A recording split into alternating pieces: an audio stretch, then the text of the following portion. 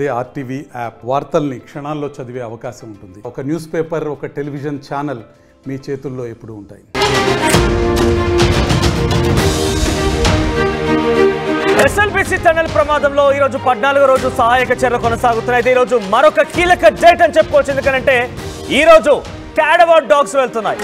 ఏంటి ఇన్ని రోజులుగా స్నిఫర్ డాగ్స్ అని చెప్పారు, మళ్ళీ క్యాడవార్ డాగ్స్ అంటున్నారేంటి అనుకుంటే కనుక ఎస్, స్నిఫర్ డాగ్స్ కి క్యాడవార్ డాగ్స్ కూడా చాలా తేడా ఉంది.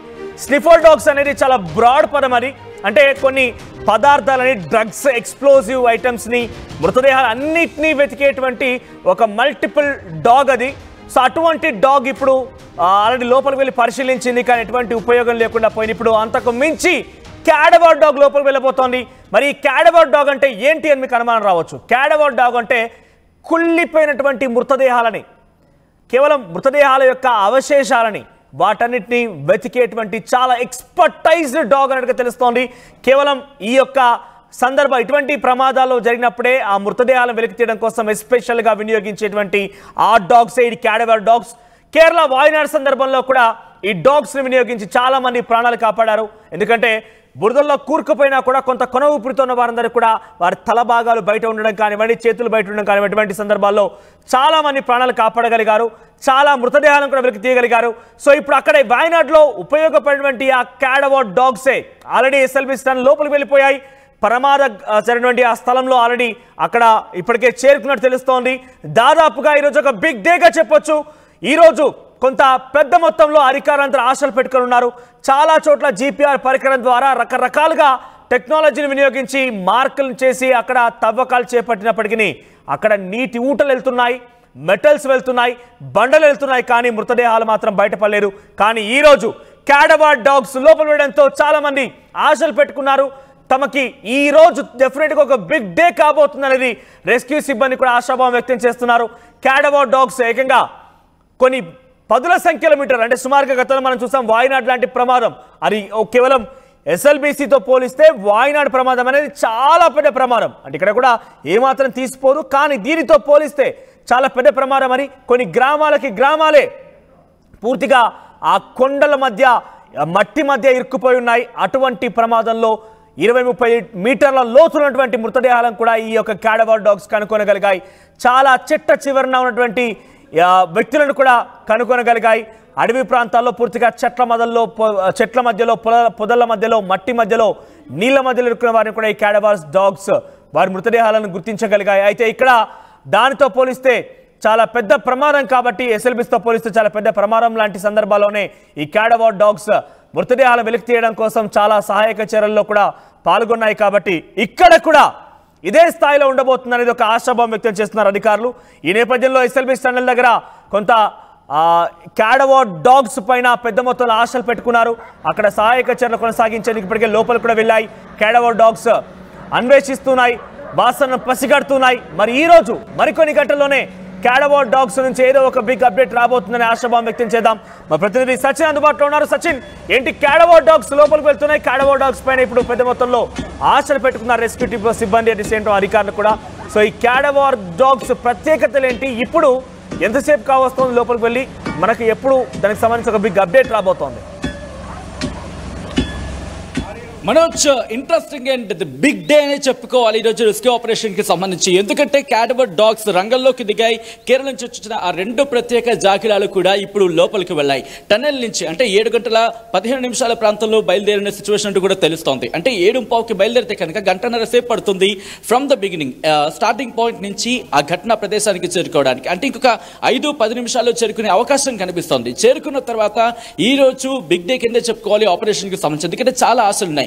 ఎందుకు అనే మాట కనుక ప్రస్తావిస్తే ఈ క్యాడవార్ డాగ్స్ అనేవి కేవలం 1, 2 లేకపోతే 5 అడుగులు 10 అడుగులు కాదు, ఏకంగా 25 అడుగుల లోపల ఉన్న మానవ అవశేషాలను గుర్తుపట్టగలవు. అలాగే వాటితో పాటు ఇటు అస్థిపంజరాలకు సంబంధించి కూడా గుర్తుపట్టే సామర్థ్యం వీటికి ఉంది అంటూ కూడా తెలుస్తోంది. దాంతోపాటు అక్కడ మానవ అవశేషాలకు సంబంధించి ఏ ఉన్నప్పటికీ కూడా గుర్తుపట్టే సామర్థ్యం వీటికి ఉంది. అలాగే కొన్ని ప్రత్యేకమైన పేర్లతో కూడా వీటిని పిలవడం జరుగుతుంది. కేనైన్ అనే పేరు ఉంటుంది, అదే డికంపోజిషన్ కేనైన్ అనే పేరు ఉంటుంది. అలాగా డిఫరెంట్ పేర్లు అయితే వీటికి ఉన్నాయి. వీటిని ఇప్పుడు రంగంలోకి దించడం ప్రధాన ఉద్దేశం ఏంటంటే ఎవరెవరు ఎక్కడెక్కడ ఉన్నారు అనే అంశానికి సంబంధించి. ఇన్ ద సెన్స్ రెస్క్యూ ఆపరేషన్స్లో భాగంగా 150 మీటర్ల పొడవైన ఆ టన్నెల్కి ఇన్ఫ్యాక్ట్ ఆ టీబీఎంకి సంబంధించి మాట్లాడుకున్నప్పుడు అక్కడే ఉన్నాయి. ఒకవేళ వాళ్ళ జాడకు సంబంధించి, ఎందుకంటే ఇప్పటి వరకు కూడా వాళ్ళకి సంబంధించి అంటే ఎవరైతే మిస్సింగ్ అయి ఉన్నారో వాళ్ళ జాడ ఇంతవరకు దొరకలేదు. వాళ్ళ ఆచూకీ ఈ రోజు దొరికే అవకాశం ఉంది. వాళ్ళు ఎక్కడుండి ఉంటారో అనే అంశానికి సంబంధించి మాత్రం జీపీఆర్ పరికరంతో ప్రయత్నం చేసినప్పుడు డిటెక్ట్ కాలేదు. Of course detect in the sense metals detect అయిన సిచ్యువేషన్, కానీ వాళ్ళ జాడ కావచ్చు వాళ్ళ ఆచూకీ కావచ్చు ఎక్కడ దొరకలేదు. గాలింపు చర్యలు కొనసాగుతున్నాయి. రెస్క్యూ టీమ్స్ వాటి పని అవి కొనసాగిస్తున్నాయి. ఈ నేపథ్యంలో ఈ రోజు ఈ జాగిలాలు అక్కడికి చేరిన తర్వాత, పని ప్రారంభించిన తర్వాత తిరిగి మళ్ళీ 2:30కు చేరుకోబోతున్నాయి. నిన్న మధ్యాహ్నం 1 గంటకు చేరుకున్న తర్వాత వెంటనే రంగంలోకి దిగుతుంది అంటూ కూడా ఒక అంచనా అయితే ఉండింది. కానీ వాటిని వెంటనే రంగంలోకి దించలేదు. వాటికి ఇన్ఫాక్ట్ చెప్పాలంటే ఒక కాన్వాయ్ లాగా వెళ్ళిన సిచ్యువేషన్ అని చెప్పుకోవాలి. వాటికి ఎస్కార్టింగ్ కూడా ఇచ్చిన సిచ్యువేషన్ ఉంది. ఈ నేపథ్యంలో అవి 1:30 ఆ ప్రాంతంలో ల్యాండ్ అయ్యాయి. 2 ఆర్మీ హెలికాప్టర్స్లో, ఇండియన్ ఆర్మీకి సంబంధించిన 2 హెలికాప్టర్స్లో అవి లాంచ్ ప్యాడ్కి అక్కడ దిగడం జరిగింది. దిగిన తర్వాత అక్కడ ప్రాంతానికి సంబంధించి మాట్లాడుకున్న పరిస్థితి. అక్కడి నుంచి వాటిని అడ్మిన్ బ్లాక్కి తీసుకువెళ్ళడం జరిగింది. జేపీకి సంబంధించి అక్కడే కలెక్టర్ కావచ్చు, ఉన్నతాధికారులు కావచ్చు ఉన్నారు. వాళ్ళ ఉన్నతాధికారులు అంటే ఈ జాగిలాలను కేర్ చేసే టేక్ కేర్ బృందం కావచ్చు, లేకపోతే ఆ బృందం కావచ్చు, డాగ్ రెస్క్యూ బృందం కావచ్చు, వీళ్ళందరూ కూడా అక్కడికి చేరుకుని భేటీ అయ్యారు, మాట్లాడారు, చర్చ జరిగింది. ఆ తర్వాత వాటిని తీసుకువెళ్లారు. వాటికి ప్రత్యేకమైన ఏర్పాట్లు చేయడం జరిగింది.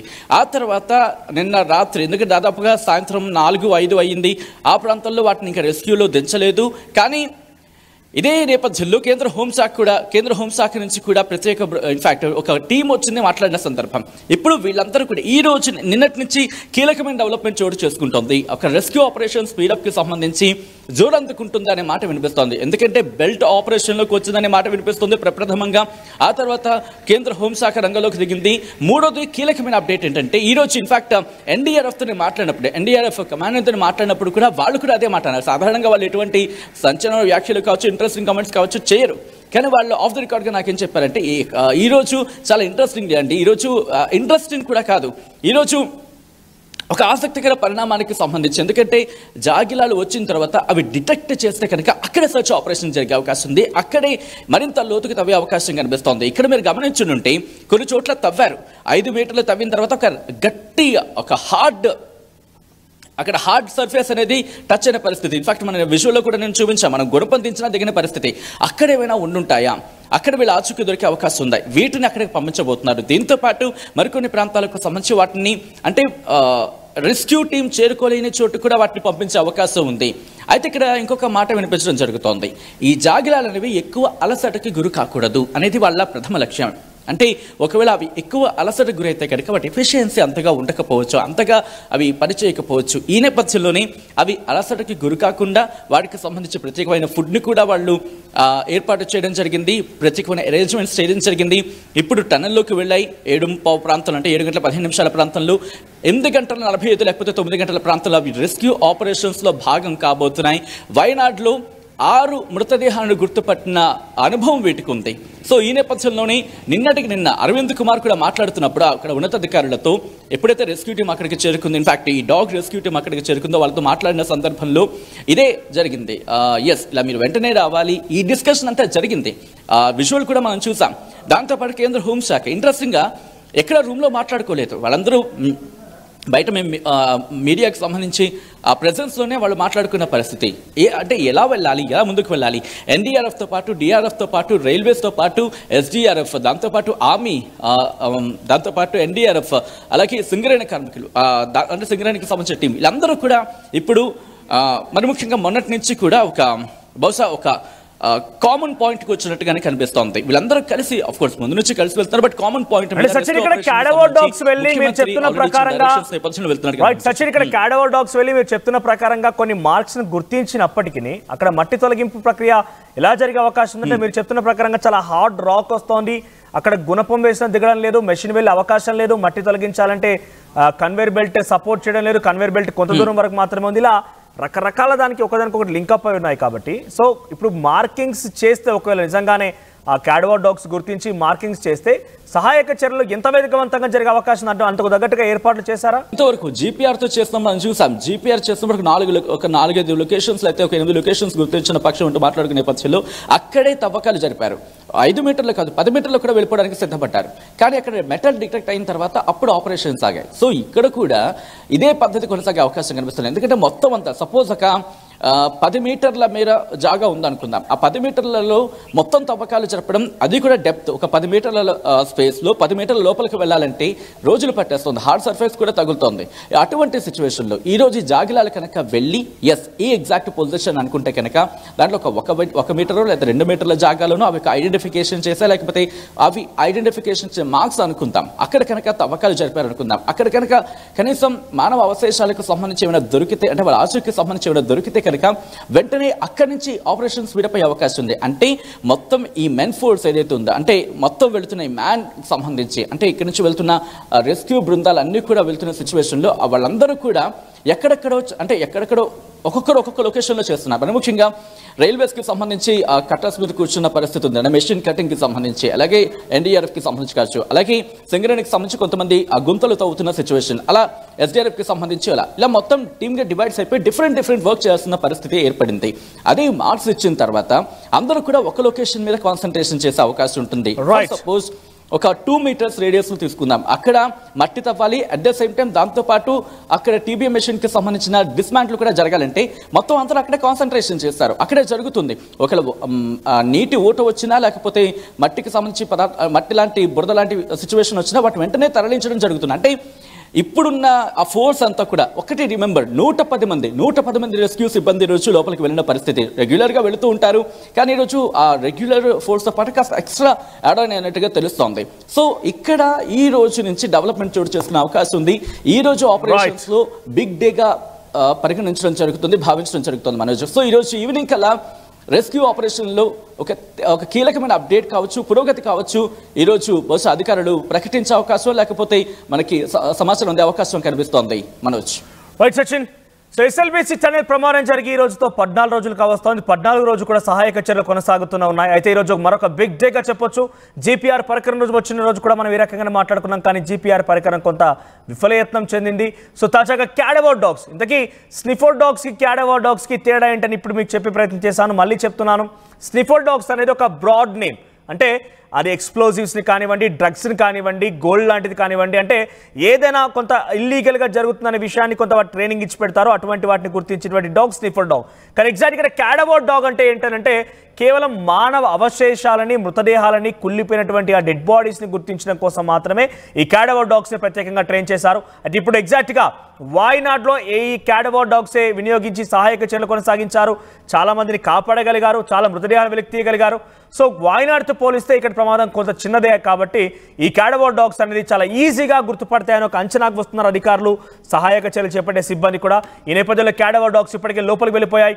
మరొక 1-2 గంటల్లో కొంత ఏదో ఒక కీలక అప్డేట్ అయితే వచ్చే అవకాశం కనబడుతోంది. మరి క్యాడవర్ డాగ్స్ అక్కడ మార్క్ చేసి గుర్తించిన చోట మృతదేహాలను వెలికి తీయడం నెక్స్ట్ తదుపరి టాస్క్గా ఉండే అవకాశం ఉంది. ఎందుకంటే చాలా టఫెస్ట్ టాస్క్గా చెప్పొచ్చు. అక్కడ గుణపం వేసిన లోపల వేయడం లేదు, తవ్వి చూస్తే మెటల్స్ వస్తున్నాయి. సో ఈ నేపథ్యంలో మరి క్యాడవర్ డాగ్స్ ఎగ్జాక్ట్గా ఒకవేళ మృతదేహాల స్పాట్స్ గుర్తించిన మట్టి తరలించడం కూడా కొంత ఇబ్బందికరంగా మారే అవకాశం ఉంది. చూద్దాం మరి ఏం జరుగుతుంది. మరొక 1-2 గంటల్లో ఒక కీలక అప్డేట్ ఎస్ఎల్బీసీ నుంచి వచ్చే అవకాశం ఉంది. మరిన్ని వీడియోస్ కోసం ఛానల్ ని సబ్స్క్రైబ్ చేయండి, లేటెస్ట్ అప్డేట్స్ కోసం వాట్సాప్ ఛానల్ ని ఫాలో చేయండి, అండ్ లింక్ డిస్క్రిప్షన్ లో ఉంది.